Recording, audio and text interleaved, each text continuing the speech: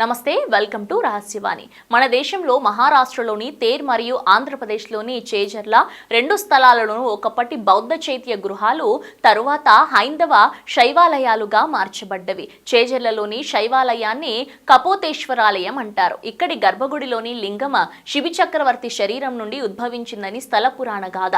శిబికి కపోతానికి ఉన్న సంబంధం గురించి ఒక హిందూ గాథ, ఒక బౌద్ధ గాథ ఉన్నాయి. ఇక్కడి కపోతేశ్వర లింగం స్వయంభూగా చతురస్రాకారపు వేదికపై దర్శనమిస్తుంది.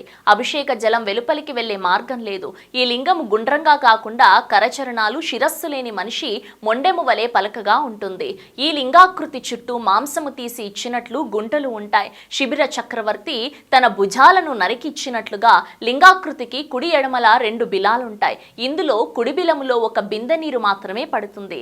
ఎడమ బిలంలో ఎన్ని నీళ్లు పోసినా నిండదు. ఆ ఎడమ బిలాన్ని నీటితో నింపే ప్రయత్నం ఒకసారి చేస్తే కొంతసేపటికి ఆ బిలం నుండి పొగ, మంటలు వచ్చాయని, అప్పుడు అపరాధ శాంతి చేశారని చెబుతారు. అంతేకాకుండా కుడి బిలంలో పోసిన నీరు మరుసటి రోజుకు పచ్చి మాంసము వాసన వస్తుందని చెబుతారు. ఈ నీటిని ప్రతిరోజు కుంచెకోలతో తీస్తారట. అందుకే దీన్ని శల్యలింగంగా చెబుతారు. లింగానికి సహజ యజ్ఞోపవీతం కనిపిస్తుంది. స్వామివారికి ఎడమవైపు మండపంలో శ్రీ పార్వతీదేవి కొలువు తీరి ఉంటుంది. స్థల పురాణం. చిన్నప్పుడు శిబి చక్రవర్తి గురించి వినే ఉంటాం. షోడశ చక్రవర్తులలో పేరెన్నికగన్న మాయాతి మహారాజు కుమారుడు మాంధాత. మాంధాత చక్రవర్తికి ముగ్గురు కుమారులు. వారిలో శిబి పెద్దవాడు. మేఘదంబరుడు, జీముత వాహనుడు అతని సోదరులు. వీరి చరిత్రతోనే చేజర్ల కపోతేశ్వర ఆలయ చరిత్ర ముడిపడి ఉండటం, ఆ మహానుభావులను స్మరించుకునే మహాద్భాగ్యం మనకు కలిగింది.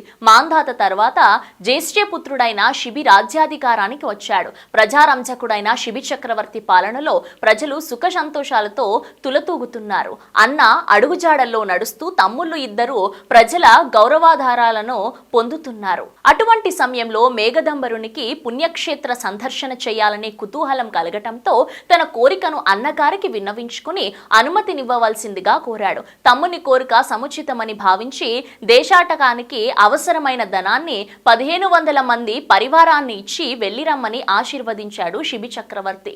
ఉత్తర దేశ యాత్రలు ముగించుకొని దక్షిణ భారతంలో సంచరిస్తూ శ్రీశైలాది దివ్యక్షేత్రాలను సందర్శించి చేరుంజర్ల ప్రాంతానికి చేరుకున్నాడు.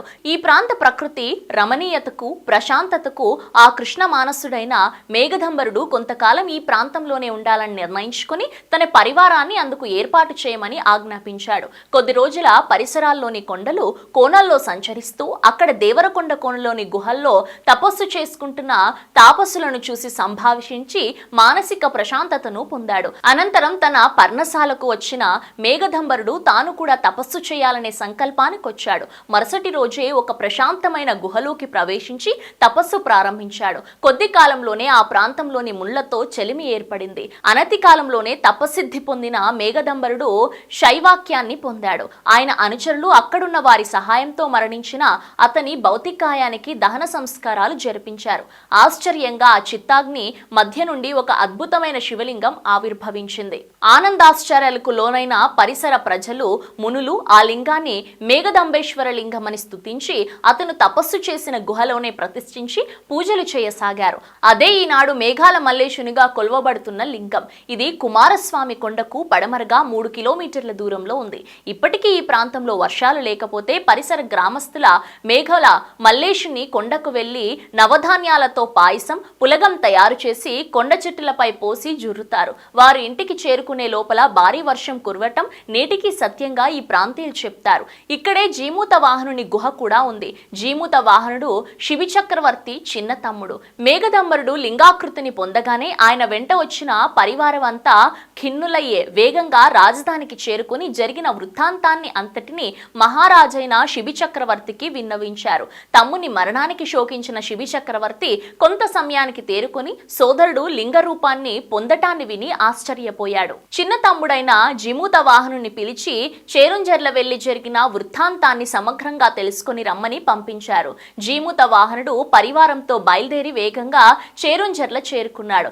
అక్కడి మునివరులు చూపించగా అన్నయ్య అయిన మేఘదంబరుడు తపస్సు చేసుకున్న గుహను, పూజలందుకుంటున్న మేఘదంబర లింగాన్ని చూశాడు.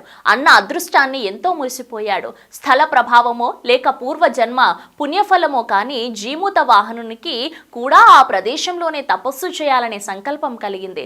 తపస్సు ప్రారంభించిన అనతి కాలంలోనే జీమూత వాహనుడు సిద్ధి పొందాడు. తోటి తాపసులు పరివారము అంత్యక్రియలు నిర్వహించారు. చితాగ్నిలో నుండి అద్భుత లింగం ప్రత్యక్షమైంది.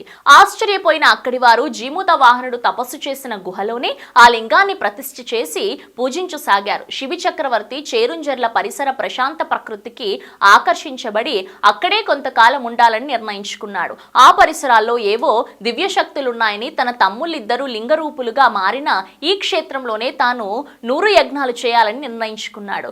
99 యజ్ఞాలను నిర్విఘ్నంగా పూర్తి చేసి 100వ యజ్ఞాన్ని ప్రారంభించిన శిబి చక్రవర్తిని చూసి భయపడిన దేవేంద్రుడు దిక్పాలకులతో కలిసి త్రిమూర్తులను శరణు వేడాడు. త్రిమూర్తులు శిబి చక్రవర్తి తపశ్శక్తికి పరీక్షించదలిచారు. త్రిమూర్తులు భూలోకానికి వచ్చి విడిది చేసిన ప్రదేశమే విప్పర్ల గ్రామంగా పిలువబడుతోంది. బ్రహ్మబాణంగా, మహావిష్ణువు పావురంగా, మహేశ్వరుడు కిరాతకుడిగా రూపుదాల్చారు. త్రిమూర్తులు తమ రూపాలను మార్చుకున్న ప్రదేశమా రూపెనగుంటగాను, త్రిమూర్తులు శిబి చక్రవర్తిని క్రీగంట చూసిన ప్రదేశాన్ని కండ్లగుంట గ్రామంగాను పిలువబడుతున్నాయని పరిసర ప్రాంతాల వాసుల కథనం. వేట నుండి తప్పించుకుని పారిపోతున్న పావురాయిని బాణంతో కొట్టాడు మాయ కిరాతకుడు. కాలు విరిగిన కపోతం ప్రాణభీతతో పరిగెత్తి శిబి చక్రవర్తి దగ్గరకొచ్చింది. శిబి మాయ కిరాతకులకు వాదోపవాదాలు జరిగాయి. శరణాగత రక్షణ రాజధర్మం కాబట్టి ఈ కపోతాన్ని రక్షిస్తాను. నీ ఆకలి తీరటానికి పావురమెత్తు మాంసాన్ని నా శరీరం నుండి కోసి నీకు ఇస్తానని శిబి చక్రవర్తి చేసిన ప్రతిపాదనను మాయకిరాతుడు అంగీకరించాడు. రాజసేవకుడు త్రాసుని సిద్ధం చేయగా ఒకవైపు పావురాన్నుంచి రెండవ వైపు తన శరీర మాంసాన్ని చురకత్తితో కోసి ఉంచసాగాడు. 2 తొడల కండల కన్నా పావురమే బరువుగా ఉంది. రాజాజ్ఞ మీరని ఒక సేవకుడు శిబి ఆజ్ఞతో కాలు చేతులు నరికి త్రాసులో ఉంచాడు. అక్కడ చేరిన అశేష జనవాహిని ఆ దృశ్యాన్ని చూసి హాహాకారాలు చేస్తుంది. అప్పటికి పావురమే బరువుగా ఉండటంతో మహారాజు నిర్వికారమైన చిరునవ్వుతో తన శిరస్సును ఖండించి త్రాసులో ఉంచవలసిందిగా తన సేవకుని ఆజ్ఞాపించాడు. రాజసేవకుడు ప్రభువు శిరస్సును ఖండించి త్రాసులో ఉంచాడు. అప్పుడు కపోతంతో సమానంగా త్రాసు తూగింది. దాంతో భక్తుని ఏడల భగవంతుని శోధన ముగిసింది.